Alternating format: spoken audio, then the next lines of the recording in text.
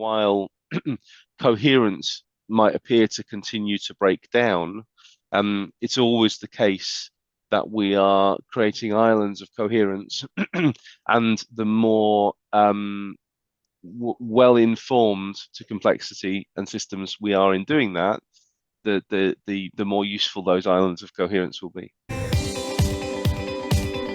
Welcome to A State of Readiness, a podcast set as a fireside chat with business leaders to discuss what it takes for a company to be in a state of readiness and become a high-performance organization, with your host, Joseph Paris. Hello, everyone, and welcome to another episode of State of Readiness. I'm your host, Joseph Paris. Today, my guest is Benjamin Taylor, Managing Director of Red Quadrant, a business transformation consultancy based in the UK, primarily focused on providing services to the public sector. I have known Benjamin for 20 years, having first become connections on LinkedIn. Our first face-to-face meeting was at a summit I hosted in London, where he was a speaker. Since then, we have collaborated in several areas, such as co-founding the Outliers In podcast, serving on the advisory board of the Operational Excellence Society, engaging in projects together, and just blue skying ideas. I'm sure you will appreciate what Benjamin has to share, so give a listen. Welcome, Benjamin. Great to have you on my podcast. How are you doing today? I'm doing very well, thank you. Yeah, just been out for a lovely walk with the dog, even though we got soaked with rain. So I'm feeling relatively fresh. I might try and take a sip of my coffee as we go. Yeah, I got a coffee cup here too, so I'll be ready when you are with the coffee. So finally we get to do this. This is great. I've known you, or we've known each other, for well over a decade, probably since we both joined LinkedIn. I would guess that one of the first groups that I joined was the Lean Six Sigma group, and you were co-owner of that at the time, or an owner of that at the time. Yeah, and I think that's how we started getting traction with one another. And you're a member of the Operational Excellence Society Advisory Board. Welcome. I appreciate that effort over the years.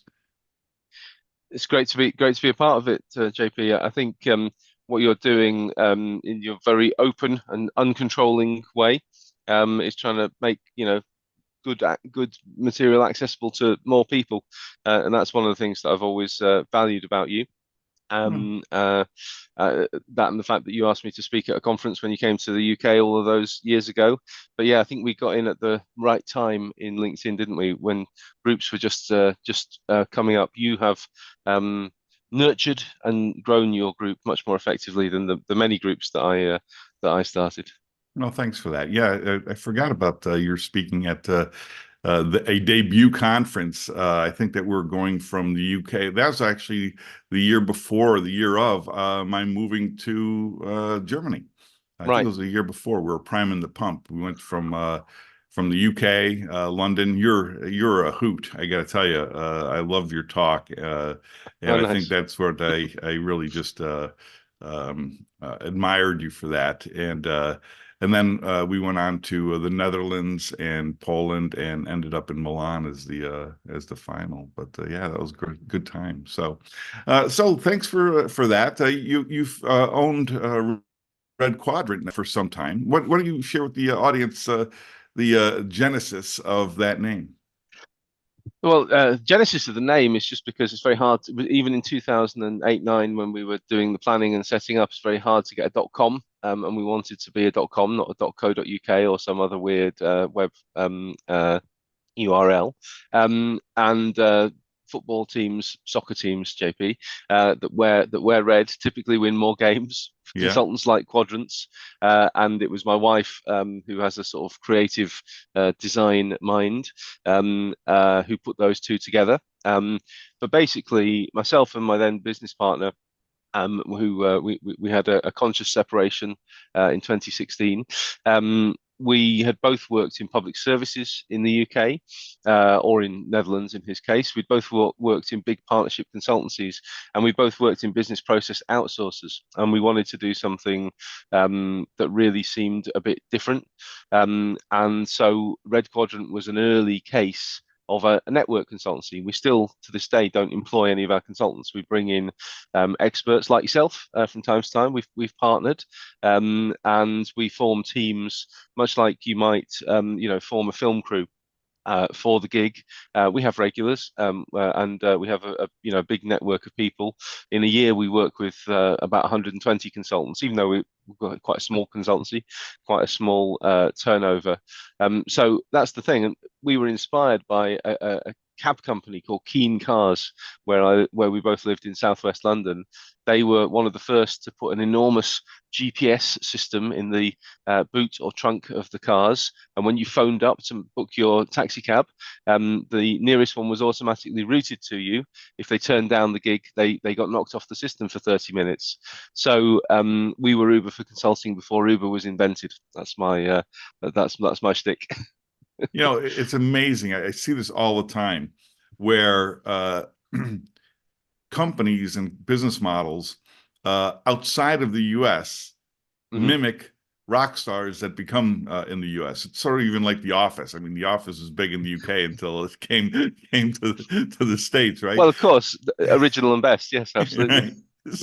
So you think about this, and I can never understand why they didn't become bigger.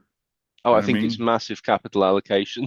Yeah, you think that's what it is? In that case, yeah, and advancing technology. As I say, they had to like literally get a kind of computer installed in the boot of the car, which was the size of one of those, normal desktop computers. Crazy. And they had a little handheld in the front. But what we appreciated about that was the self-organizing kind of concept, so that the drivers would be incentivized to knock on and knock off at times when it was busy, Right. to locate themselves. There'd be a kind of swarm wisdom of locating themselves where the where the work was, and Right. obviously that's not the same lesson that Uber have kind of based their business model on.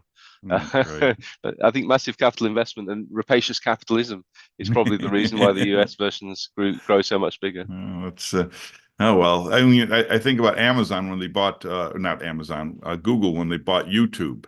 At the time, Yep. YouTube could barely service the downloads because of the internet speeds, and it was Right. going to take, darn near 10 years for the internet speed to make streaming, something that was even remotely desirable. Now everybody's got it, Yeah, So, yeah, absolutely. I yeah. mean, I think there is an operational excellence lesson there. It's a question of what is it you're optimizing?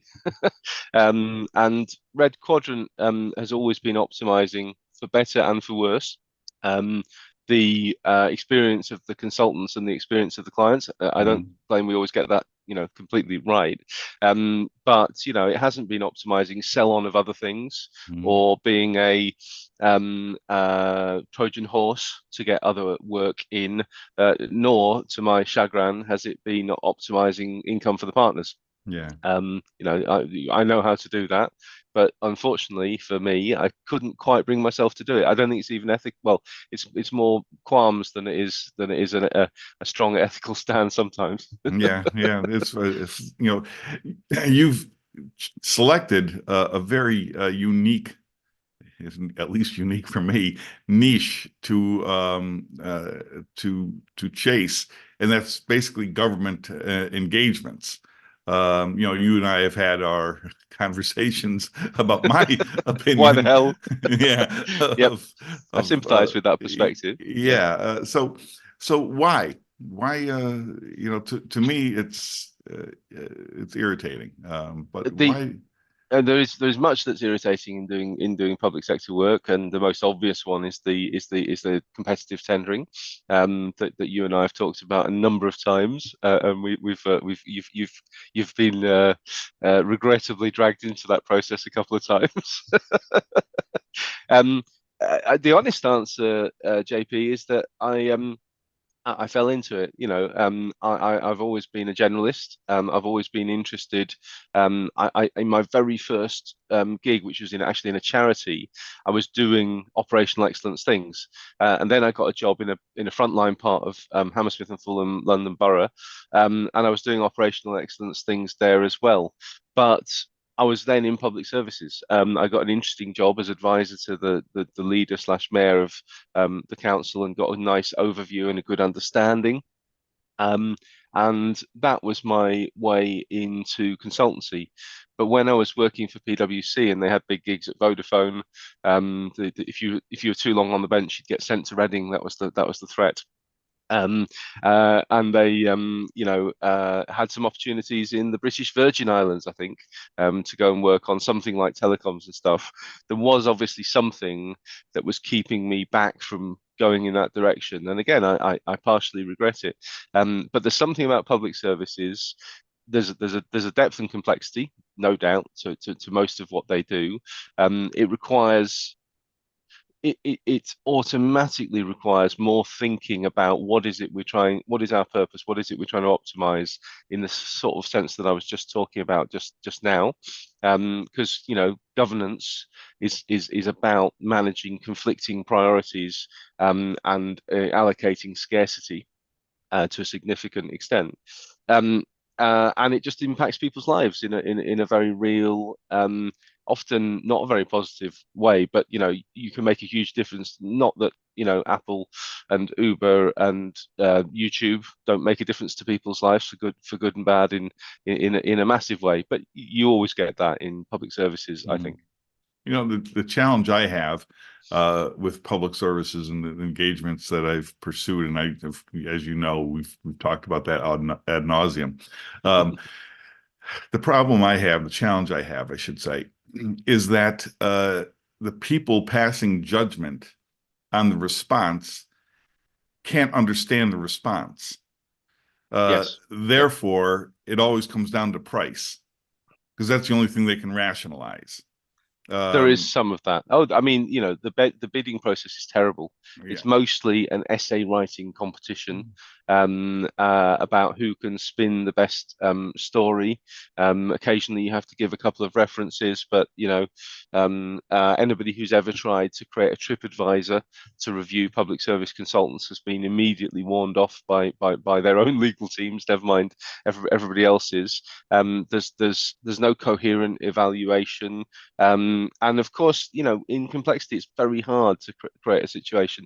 But you're right. At least they could get people who really know it inside out to do the to do the evaluation. Sometimes they do.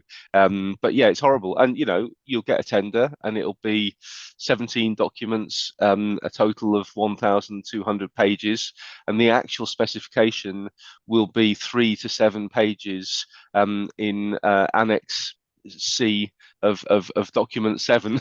Yeah. Well, with ChatGTP, maybe you can start auto-generating those essays. That they've started to ask the question. There's I don't think it's out yet, but there's a rumor that there's a procurement policy note circulated by central government in the UK that's going to require people, maybe just for big bids, to answer non-scored questions about the extent to which they've used quote artificial intelligence in producing their bid. So they're onto us already, I'm afraid. Well, in fact, I currently use it. There's a reverse, or there's an AI analyzer, or there's several of them out there, where you can actually see if and to what extent the content has been generated by AI. And I see, I see it. I mean, I could sniff it on my group. All right. Yeah. You see somebody from some foreign land speaking perfect English, and all the ChatGPTs always end up in or in conclusion, who speaks like that? You know what I mean? I know. No, I know. And they use these weird metaphors to make little cheeky jokes, don't they? Like the birds, let's fly off into the sunset together. Yeah, it's very strange. Well, I mean, we do use. I'm not ashamed to say I use ChatGPT extensively to draft first drafts, give me ideas. I will sort of put in a bunch of dimensions of a project and then say what are 12 things to think about for putting together a risk register. It's a really great collaborative tool. But if I'm ever asking it to, and also, you can turn 150 words into 100 words. You can turn bullets into paragraphs and paragraphs into bullets. You always have to check it afterwards, because if you don't check it, it will always end up with, yeah, in conclusion, the reason you should work with Red Quadrant on this project is. Yeah, exactly, exactly. It's bizarre. I should give a mention to Professor Joe O'Mahony, who's actually produced a ChatGPT bot. You can only get it if you're a subscriber, which is a proposal review bot, which is actually good and actually quite helpful and quite relevant. So I'll send you a link to that if you want to have a play Yeah, with it. very cool, very cool. Yeah. So let's talk about systems thinking. Yeah. Nice segue, right? You're like, I Crash. jammed it into gear without the clutch. So Yeah. let's talk about systems thinking. I mean, Okay. you've been a big proponent of systems thinking for a long time, I and have. Yeah. and so have I. I mean, from the inception of my company, we're Hmm. always about tying an organization, binding it horizontally. All right. So, Yeah. we did it with systems integration and network engineering and then ERP systems and blah, blah, Yeah. blah through the 80s and 90s. So um, and we'll get to the second part of that question in a little bit, but, share with the audience, your ideas about systems thinking, why you lead with it, or at least put it up front in center in your conversations, and why are you such a proponent of it? What is it, and why are you such a proponent of it? I tend to get passionate about things, and then a little bit obsessive. And one of the things I have is bloody mindedness, I suppose, consistency. um, and so public services and consultancy per se, and what I call systems, cybernetics, and complexity. Are three big things that I'm obsessed about, and I try and converge them whenever possible. For me, and I claim that systems, cybernetics, and complexity is a big extended field. It's very broad, and there are a lot of useful distinctions to be made within that. But the crude distinction that people make between systems, cybernetics, and complexity, I don't think is that useful. I think it's the nutshell statement I have, JP, is quite a philosophical one, and I studied philosophy. I could have got equally obsessed about philosophy, so maybe there's something going on there. It's the study of how to purposefully engage with your context. Um, so we always find ourselves in a context, and we have powers of intention, and action, adaptation, and use of the affordances that we find around us, use and adaptation of the affordances we find around us. That applies to strategy. It applies to the task level, in business. For me, it ties together thinking about the organization in its environment, and increasingly those lines are blurred these days. So that gets interesting and gets complex. With how do you delegate tasks? How do you ensure level loading across a production line? If you read actually Taiichi Ono, before the podcast, you were saying you don't get hung up on sort of narrowness of methodology, and I agree with that. But I do think there's an origin of lean. I do think there's a core there. It's deeply actually systems thinking, even though most lean isn't systems thinking.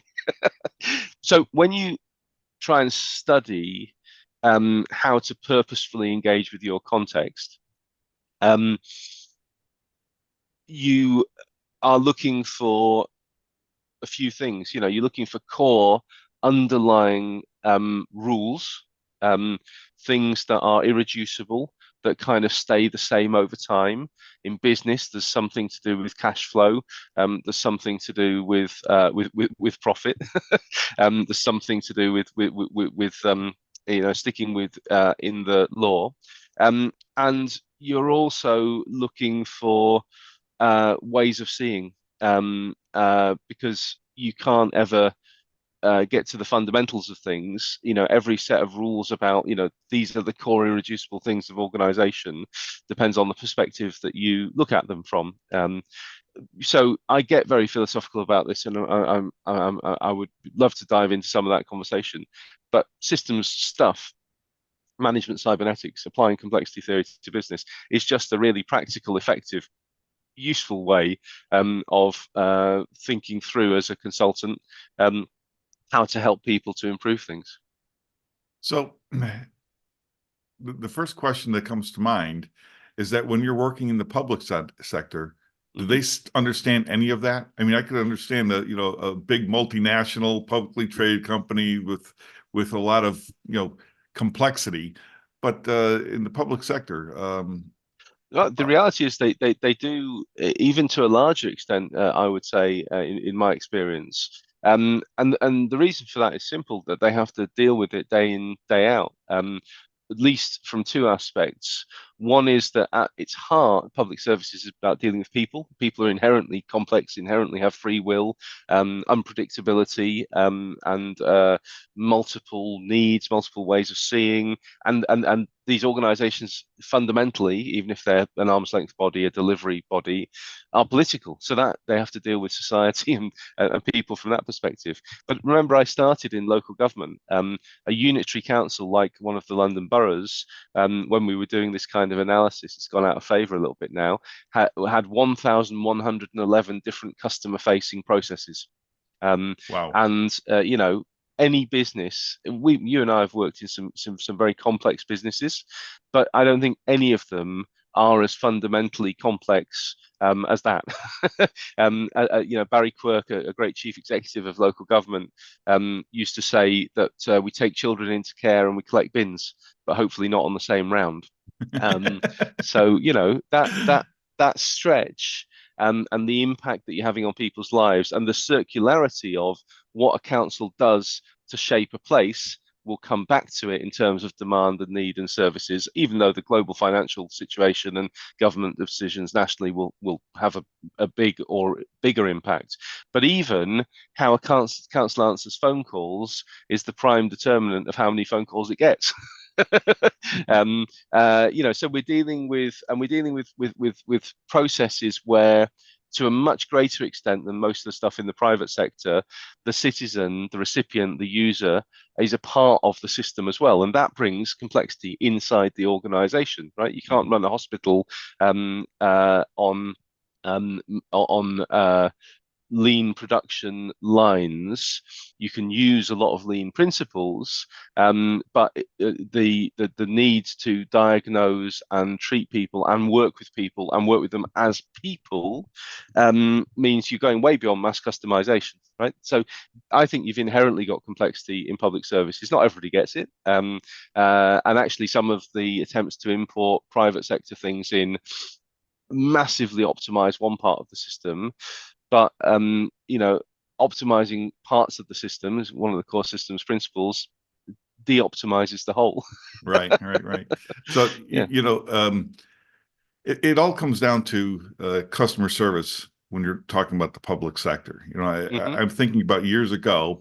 My wife is from Poland, and we're going through the immigration and naturalization process back in the States.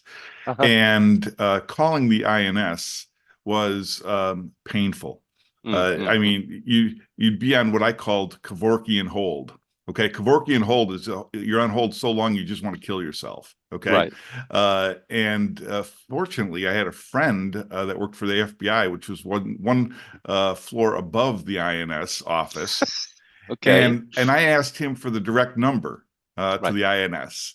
And next thing you know, I get the direct number and I'm not on hold anymore. It was really kind of pleasurable. But just this past year, it was, I mean, really, so if you know the number, you get right through. But if you go through the process that they put on, I mean, you're there forever. So this past year, I had the occasion to interface with our Internal Revenue Service a couple of times. Right. And I would set aside 2 hours, not kidding, 2 hours for the expectation that I was going to be on hold for 90 minutes. All right. Yep. But in both cases, Mm. I was on hold for less than 10 minutes, probably closer to 5 minutes. And the person that answered the call actually was capable of supporting me. Okay, instead of just Brilliant. being a front person that Absolutely. collected Yeah. the information and routed me to Kevorkian hold.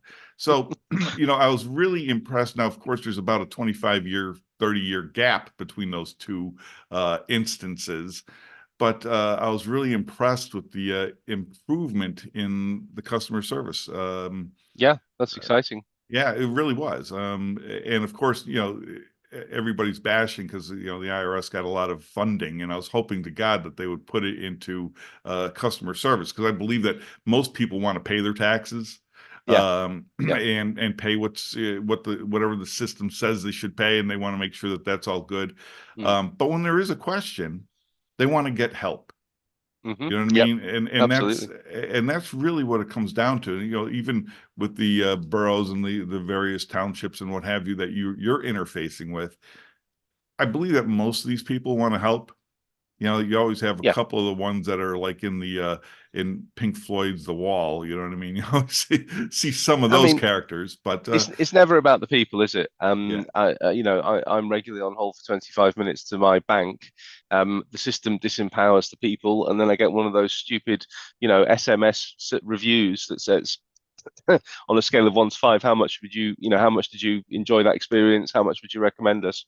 And what I know is, well, what they've done there is they're asking me questions that apply to two things, right? One is, how decent of a nice of a human being was the person I was dealing with, and that's one thing. And I always want to give them a 5 if they were reasonably decent, because it probably goes into some stupid, counterproductive performance review system. But they're confusing that with, was the bank actually able to do the thing I asked? And it's not the person's responsibility. It's almost never the case that there's somebody there at the end of the line who could do something for you and doesn't do something for you. It's the same. It's just another way of saying what you just said, really, Joe. yeah, Um, but it's the system that disables them. It's the system that makes them incompetent. Now, I'm not using system in a deep systems of thinking course, sense there. yeah, I'm saying, yeah, what does your technology allow you to do? What do your processes actually enable and disable? And most customer service is disabled by the way the process is set up. yeah, It's incredibly frustrating, but it's a huge point of difference. And I agree, government services, you tend not to have an alternative. You tend to be in some kind of more fundamental need. You can't go for your wife's citizenship somewhere else. There's no competitor, and if she doesn't get it, presumably that's going to have huge implications for where you can live and all that kind of stuff. So the pressure and the importance of getting it right is much higher, and we don't spend much time on that at all. But of yeah, course, you're talking about transactional services, and then government also has to manage the roads and the parks, and everything that creates the platform for our civilization, basically. right, And if it doesn't deliver them directly, then it legislates them. So there are so many aspects to public sector work, that I think in a way you can never get bored. You can get frustrated, but you can never get bored with it. yeah, yeah. So let's loop back to this cybernetics part of systems thinking, because Uh-huh, uh-huh. it's sort of like, so far in the conversation it's sort of been like of an appendix. It's there, we Yep. talked about it, but we don't know what it's for and how it impacts. So why don't you loop that in if you could? Yeah. Heinz von Foster, a very interesting guy who, so cybernetics started. There was a big conference, the Macy conferences, that brought together people from all kinds of different disciplines. It's always been a meta discipline. They were studying circularity, so looping back to cybernetics is entirely appropriate. And the first book by Norbert Wiener was titled Command and Control. Sorry, was titled Communication and Control. It's cybernetics, communication and control in man and machine. So to simplify things, the first order of cybernetics is understanding how feedback loops enable communication and control. And this isn't necessarily dominant control by a hierarchy of something else. It's robotic control. So cybernetics is when you talk about cybernetics, a lot of people think you're talking about robotics. It's also the case that a process control, the centering of a drill in a production line, is a cybernetic question. You need a feedback loop. It's also the case that continual improvement is a cybernetic question, whether that's feedback loop across a production line or feedback loop from the market's desires to what the company produces and what feedback you get, whether people buy the product or not, right? Second level cybernetics is including the observer in the system, which I think Taiichi Ohno was very alert to. So the point is that every observer has a different perspective. By observing, you intervene, and it's really interesting to talk about the observer effects, the Hawthorne effect in continual improvement and operational excellence. Are we changing things just by being there and paying attention? And if so, what are the implications of that? So he tells a brilliant story. He says, imagine that there is a chimpanzee in a cage, and there's a banana on a high shelf that the chimp can't reach, and there is also a stick. And so the story there is that, of course, the chimpanzee will grab the stick and use it to get the banana, right? So the story goes, cybernetics is not the banana, cybernetics is the stick. It's the study of how we are interrelating with our environment. And of course, I would say that cybernetics is not the stick. Cybernetics is the ability to look at that context and the affordances available and work out how purposeful action can be taken. Another way of putting it, just to use my philosophy, I use two quotes. Wittgenstein says to understand is to know what to do. And McIntyre says, I can only answer the question, what am I to do, if I can answer the prior question of which story or stories do I find myself a part. So a lot of what's going on in organizational life is what stories are we a part of and what are we trying to achieve? And very often, loads of that is taken for granted or is enforced and controlled in a way that can't be talked about. So, organizational life is a lot simpler if all you want to do is make money. But you're going to, with that kind of narrowness of focus, you see the world in a very constrained and fixed way. And that's fine if all you want to do is make money, but it has implications for the things that you don't see, for the risks you don't see, for the other effects that you're having as an organization and on your people. So it's a way and a whole set of practical tools to help you to start to look at that. Does that make any sense, JP? Yeah, it makes perfect sense. I mean, it makes perfect sense. But it's I think from a layperson's perspective, the level of complexity in the concepts is going to escape them, and they're going to gravitate towards the transactional because that's what they can understand. Yeah, I mean, that's fair. When I'm looking at a project, I know that there's going to be so many more process people that can take a process and optimize it end to end, but they don't know how that process fits in with all the other processes to form systems. You know what I mean? That's right. They can actually create a system that's out of balance by optimizing a process within that system. And so my challenge that I see is that people in process optimization usually takes the form of projects. And what I see is that oftentimes the person that is an expert at projects gets promoted to run the program. Yep. Right. And now they have to look at a systems view, but they're really process people.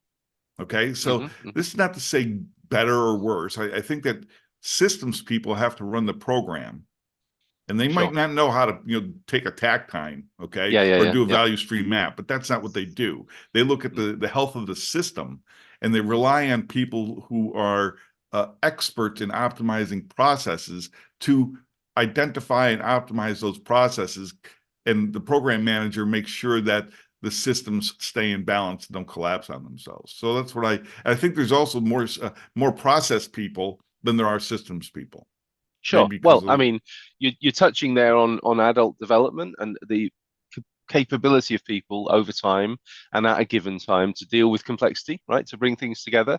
And what you just said could have come directly from a thing called stratified systems theory, or requisite organization was a later version of it, from one of the founders of a lot of our field, a lot of human resources, and a lot of management and structural thinking in organizations comes from a guy called Elliot Jakes.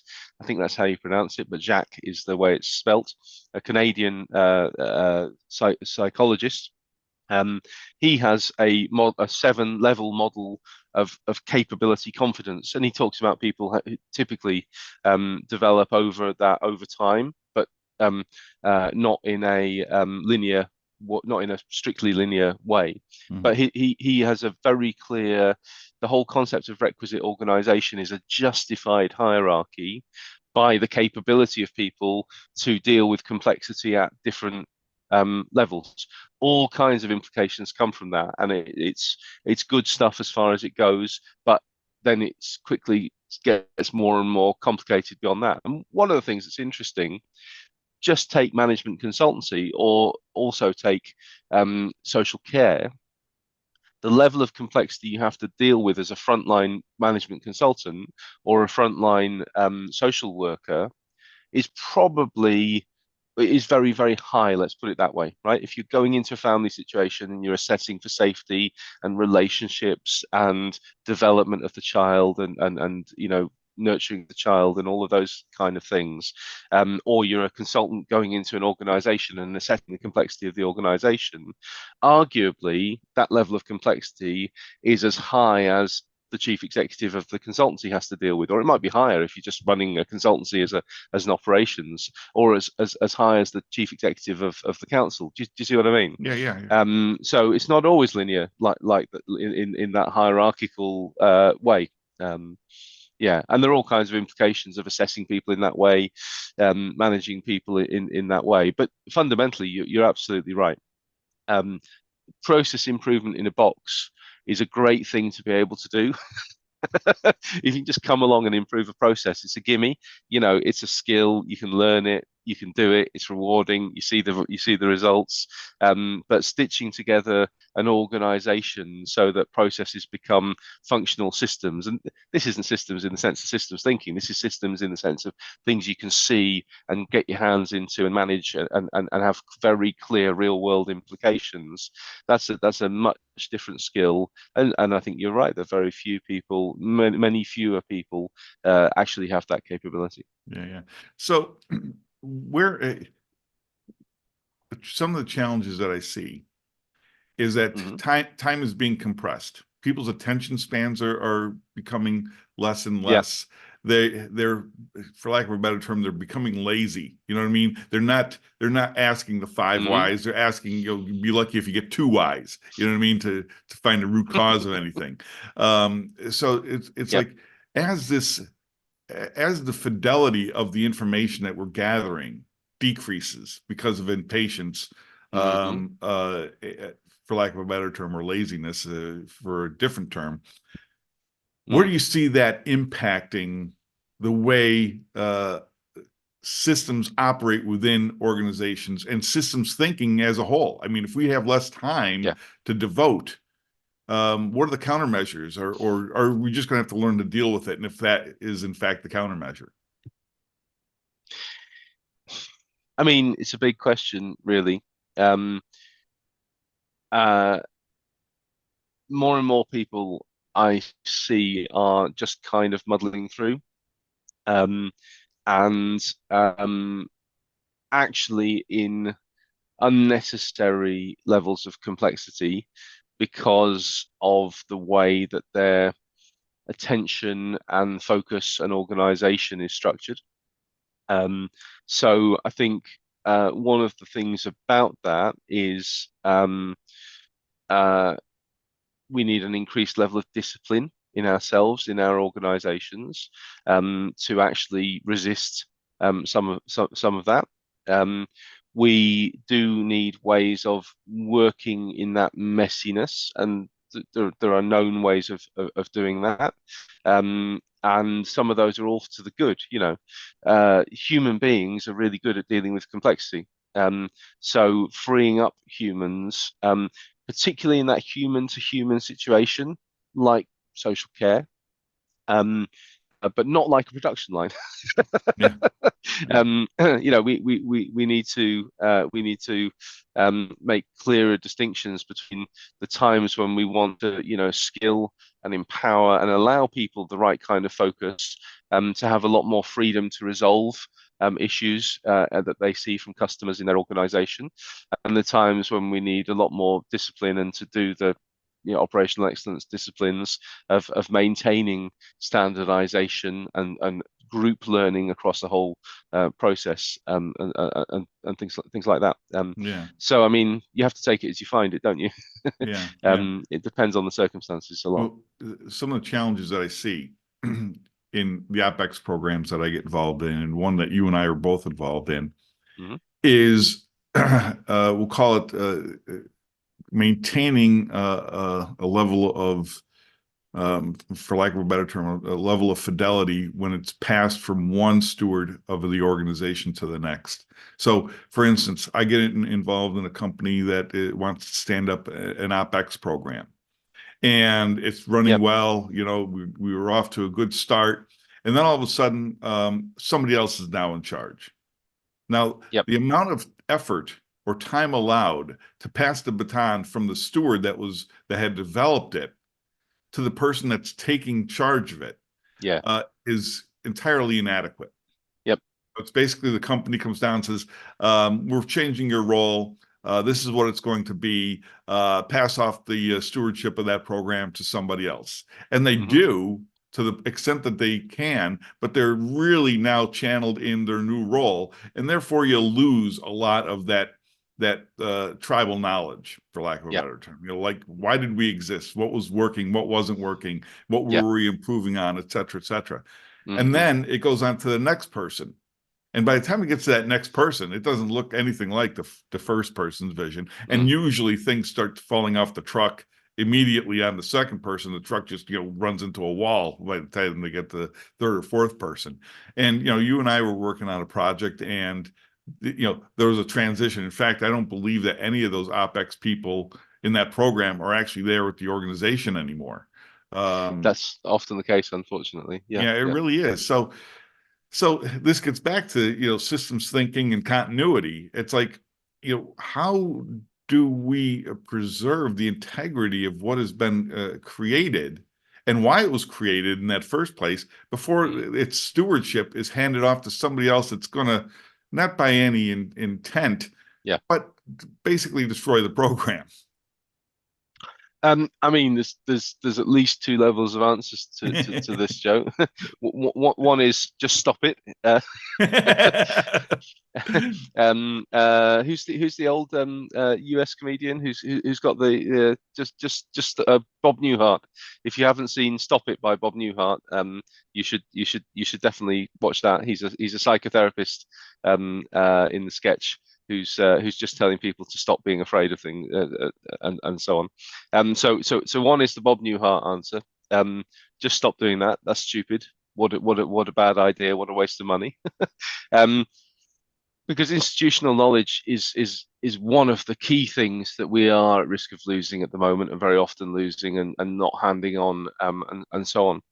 I guess the other way of looking at it is, I used to say this to people, and I gave up, just like I gave up trying to get chief executives to do back to the floor, all these good things that, however many times you say them, just people don't do.